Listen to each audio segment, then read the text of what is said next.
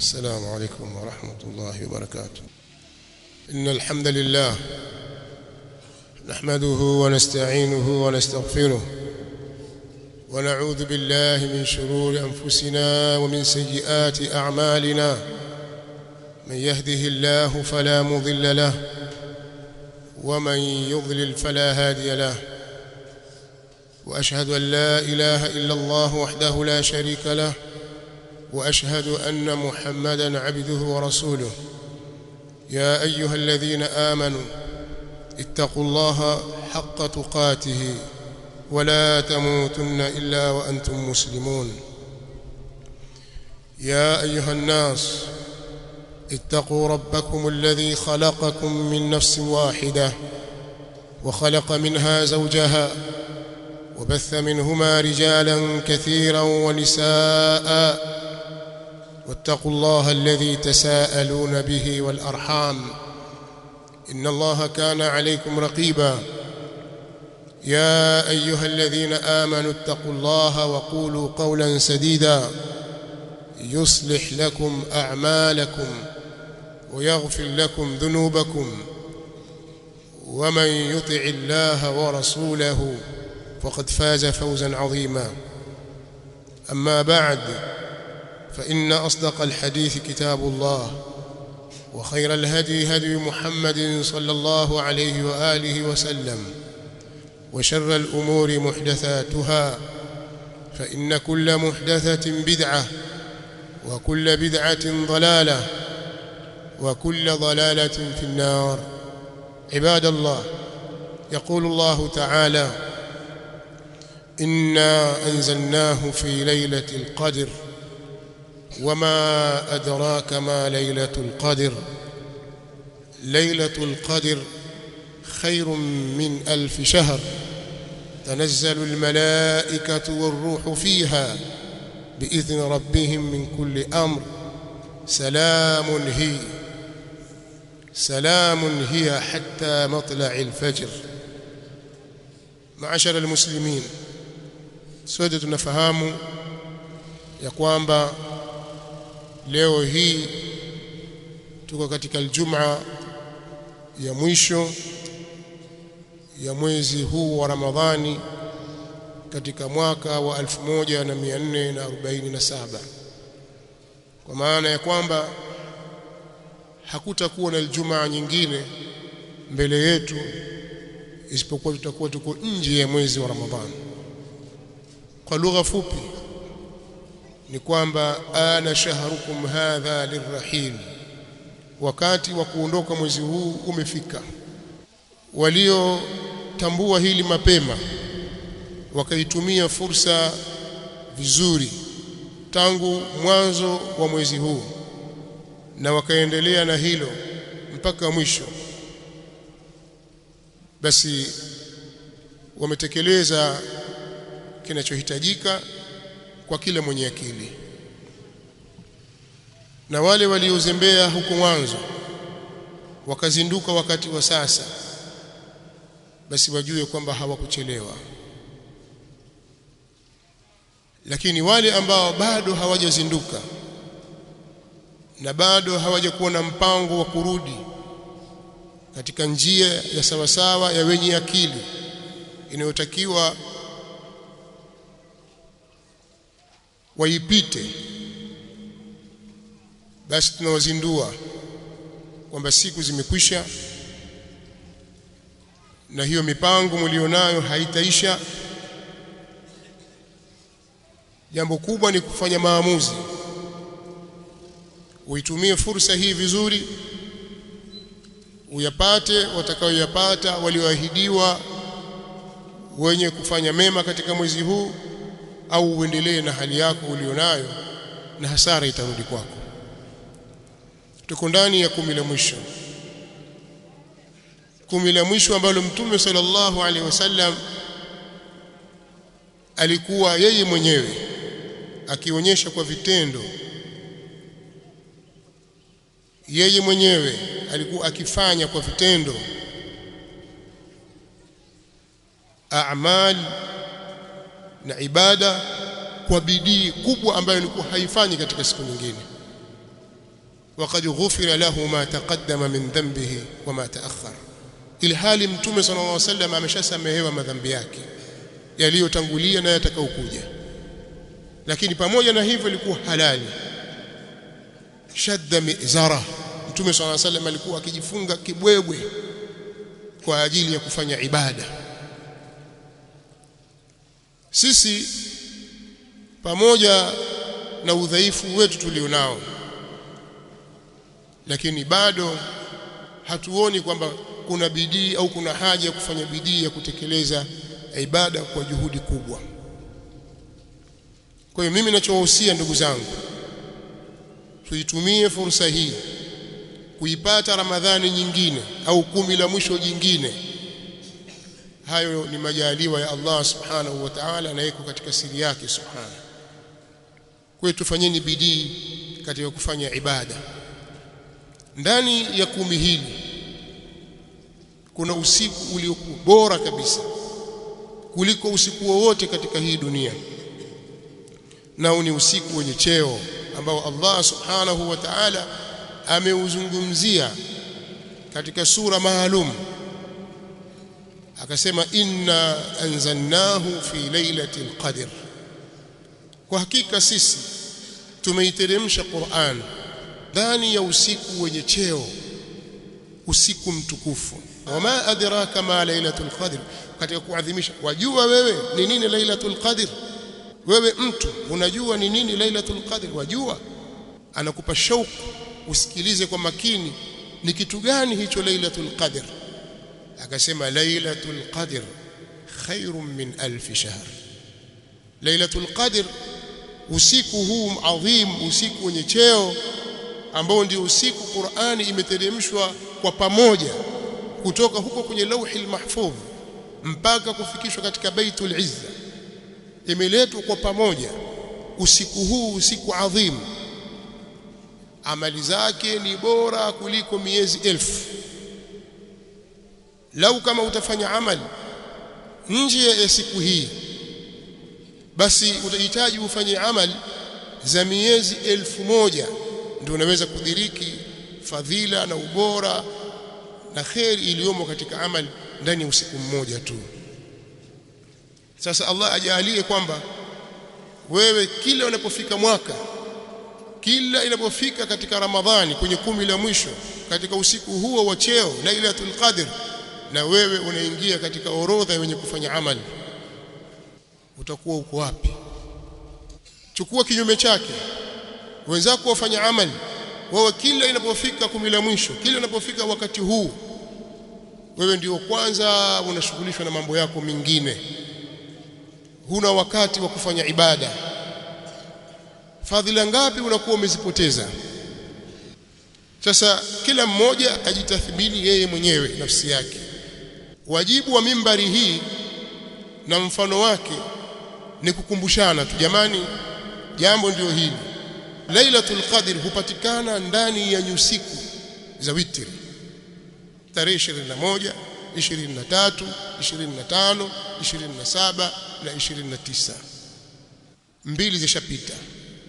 Inawezekana ikawa ni 21, inawezekana ikawa ni 23, inawezekana wakati wewe umelala pengine ndio ishapita, inawezekana. Lakini inawezekana pia ikawa ni huko mbele, pamoja na kwamba kauli za wanawachuoni wengi kwa mujibu wa ishara za hadithi inaonyesha kwamba ni 27, usiku wa kuamkia tarehe 27.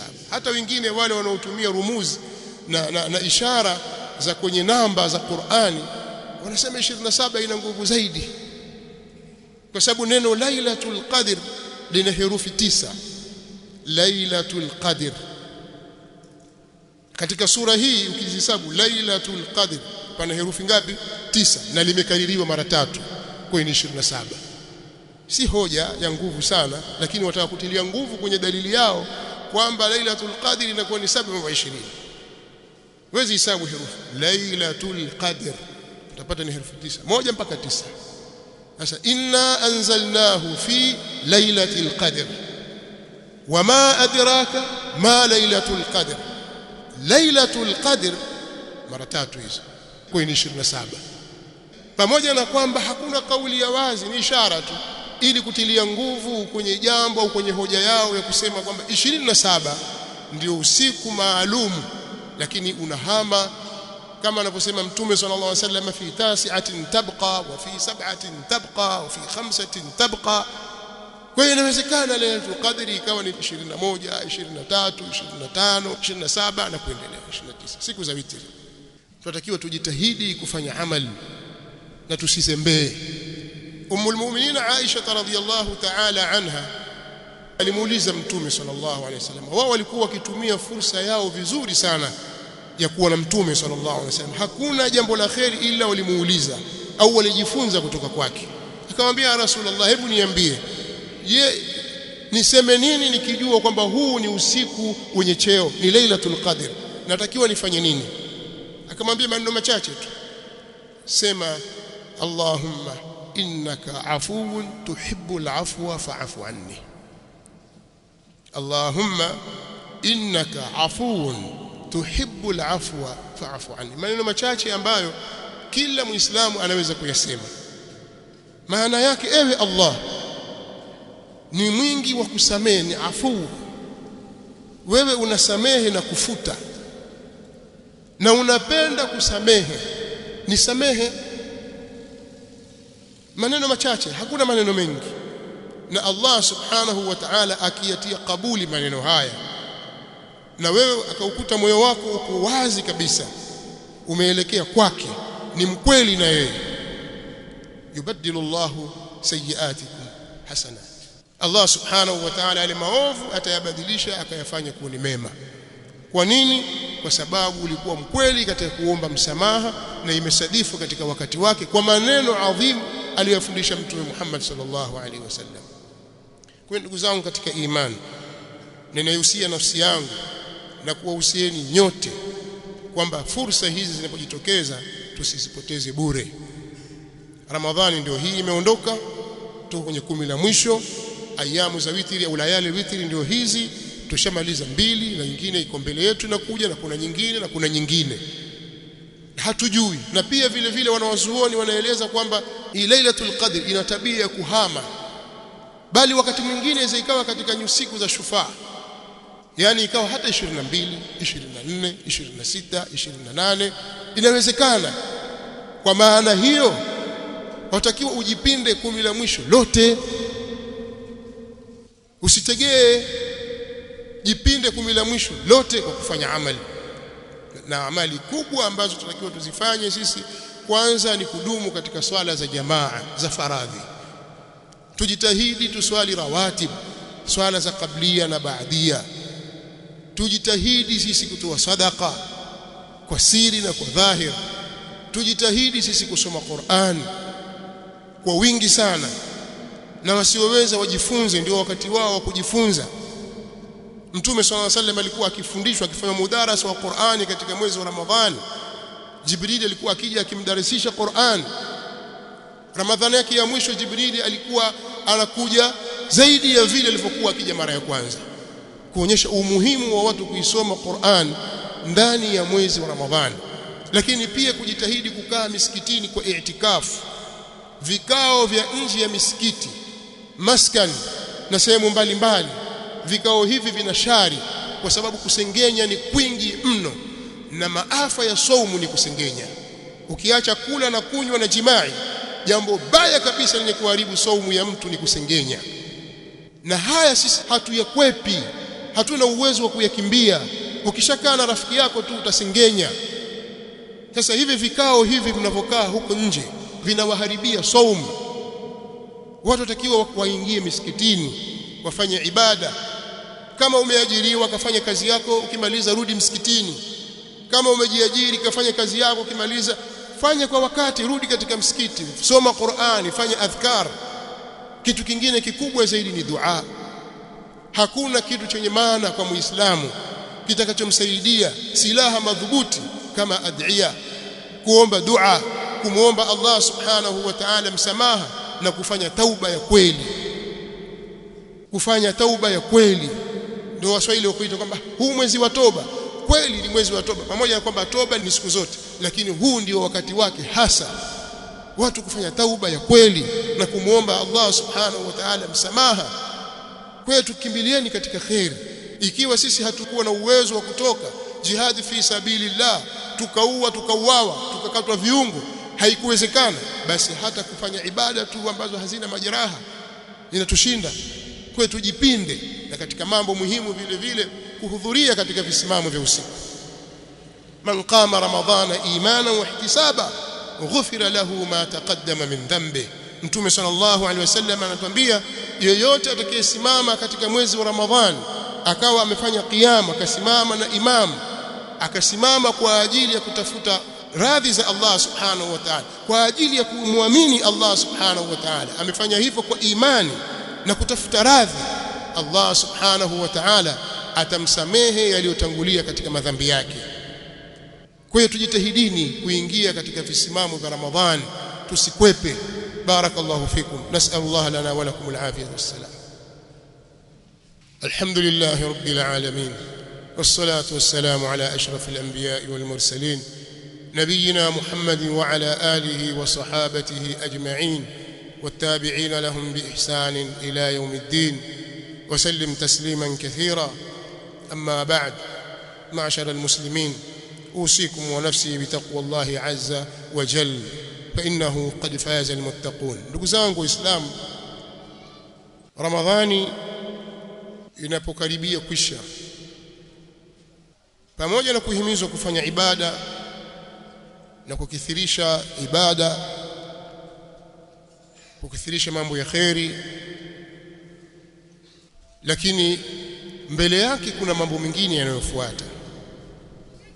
Yani kuna ahkam za kisheria katika siku zijazo baada ya kwisha kwa Ramadhani, na haya nitayagusia kwa ufupi, isipokuwa tu napenda kutoa tambihi tena kwa wale watu wanaopoteza wakati wao bure, ima kwa mambo ya lahu, mambo ya pumbao yasiyo na faida yoyote, ambayo sio ya haramu, bali hata wale ambao wamekwenda mbali zaidi wakashughulika na lahu na mambo ya anasa ya haramu.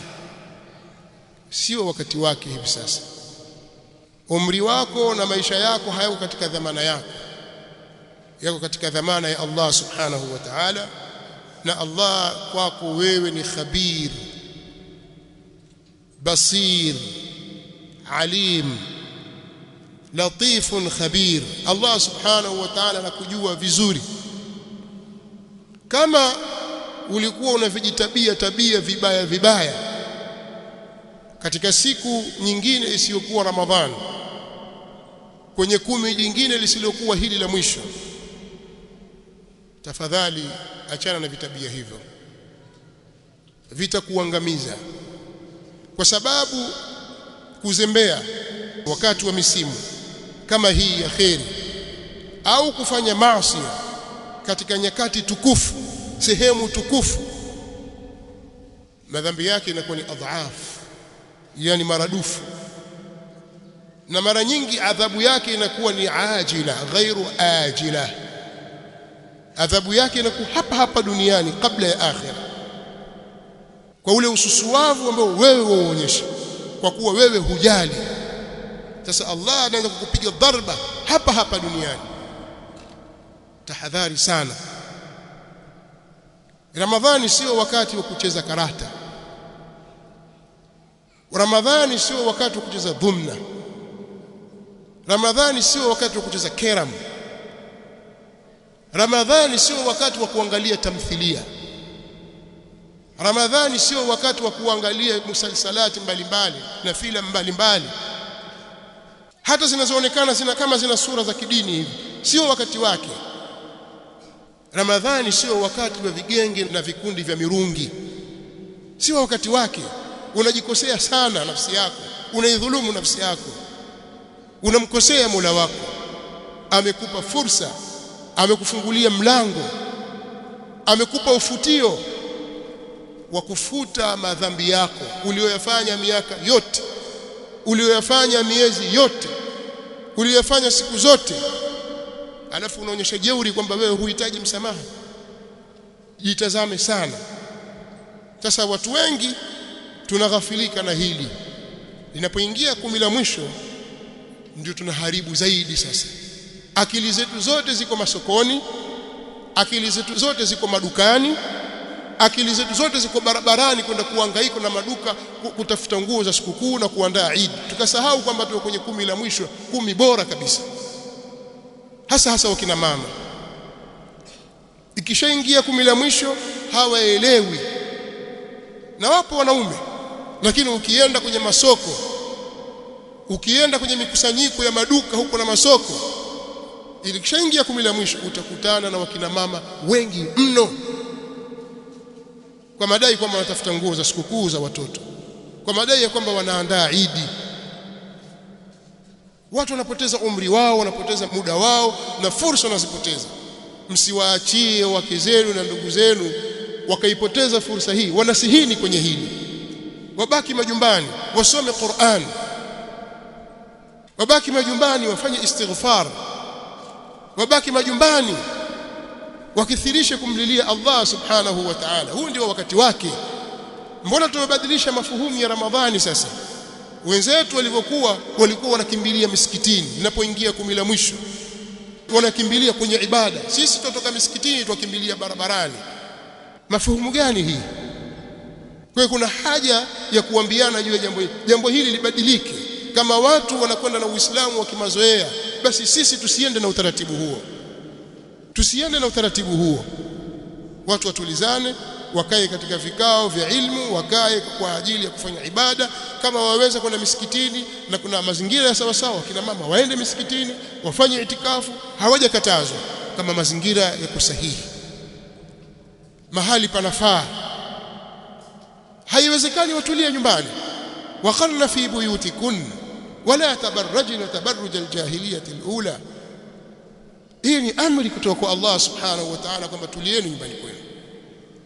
Kwa hiyo fursa hii tuitumie na sio wakati wa kufanya mambo ya ovyo ovyo. Mbeleni tuna Eid. Baada ya kwisha kwa siku hizi za Ramadhani 29 au 30, basi mbele yetu tuna Eid ya al-Fitr. Ndani ya siku hii kuna ibada ya watu kutoa zakatul fitr. Kwa hiyo tujitahidini pia tutoe zakatul fitri. Darasa zitafafanua namna gani ya kufanya kwa sababu wakati hautoshelezi kwa sasa. Lakini tujiandae kwa utoaji wa zakatul fitri. Kila familia, kila mzazi, kila kaya, kiongozi wake atoe zakatul fitri, ajitolee yeye na watoto wake na wake zake. Lakini pia kuna salatul Eid. Watu wajiandae kinafsi, wajiandae kimazingira kuswali salatul Eid. Na taratibu zake hapa zitaelezwa kwamba kwa sisi hapa tutaswali wapi, saa ngapi. Jiandae mapema. Kama ni kanzu yako, jua hii ni kanzu ya Eid, ifue kabisa, piga pasi kabisa, kilemba chako kipige pasi kabisa, kiweke kwamba hiki ni cha Eid. Siku ya Eid ikifika ni kuvaa na kutoka. Sio tena watu watakaposwali Eid ndio watafuta kanzu yako iko wapi, sijui upige pasi ufanye hivi. Mara nyingi tunachelewa katika viwanja vya Eid na salatul Eid kwa sababu hatujiandai kabla. Kwa hiyo tujiandae kwenye hili, tuandae watoto wetu, tuandae ahali zetu, kila mmoja ajiandae kwa kadiri ya vile Allah subhanahu wa ta'ala alivyomjalia. Wakina mama wasiwakalifishe waume zao zaidi ya uwezo waliopewa na Allah subhanahu wa ta'ala katika jambo hili, kwa sababu ya kuangalia jirani, kwa sababu ya kumwangalia rafiki na kumwangalia huyu na yule. Lakini pia wazazi waliokuwa na masuhulia, walezi, kina baba ambao mna masuhulia na watoto, msiwe mabakhili kwa watoto wenu. Siku ya Eid ni siku ya furaha. Allah kama amekuruzuku, toa, wanunulie nguo nzuri watoto wako, nunua chakula kizuri. Ni siku ya Eid, acha ubakhili. Hili ni lazima watu walijue. Lazima mtu ufunguke katika baadhi ya siku, ufanye wasaa kwa familia yako, ione tofauti. Na ukijikunjua, Allah atakukunjulia katika riziki yako. Kama huna, Allah anajua hali yako. Was'alullaha min fadlihi, muombeni Allah subhanahu wa ta'ala katika fadhila zake. Allahumma inna nas'aluka ridhaka wal janna wa na'udhu bika min sakhatika wan nar. Allahumma inna nas'aluka min fadlika al 'azim. Allahumma inna nas'aluka min fadlika al 'azim. Allahumma barik lana fi umurina kullaha. Allahumma barik lana fi umurina kullaha وأجرنا من مصائب الدنيا وخزي الدنيا وعذاب الآخرة. اللهم لا تجعل الدنيا أكبر همنا ولا مبلغ علمنا ولا إلى النار مصيرنا. اللهم لا تجعل الدنيا أكبر همنا ولا مبلغ علمنا ولا إلى النار مصيرنا. اللهم انصر المسلمين المستضعفين في كل مكان. اللهم انصر بلاد التوحيد. اللهم انصر بلاد التوحيد. اللهم انصر بلاد التوحيد من عدوان المعتدين. اللهم انصرهم. اللهم انصرهم. اللهم انصرهم. اللهم إنا نسألك رضاك والجنة ونعوذ بك من سخطك والنار. اللهم من أراد بنا سوءا فأشغله في نفسه واجعل تدبيره في تدميره يا سميع الدعاء. ربنا تقبل منا إنك أنت السميع العليم. ربنا تقبل منا إنك أنت السميع العليم. ربنا تقبل منا إنك أنت السميع العليم وتب علينا إنك أنت التواب الرحيم. ربنا اغفر لنا ولإخواننا الذين سبقونا بالإيمان ولا تجعل في قلوبنا غلا للذين آمنوا ربنا إنك رؤوف رحيم. وصلى الله وسلم وبارك على نبينا محمد.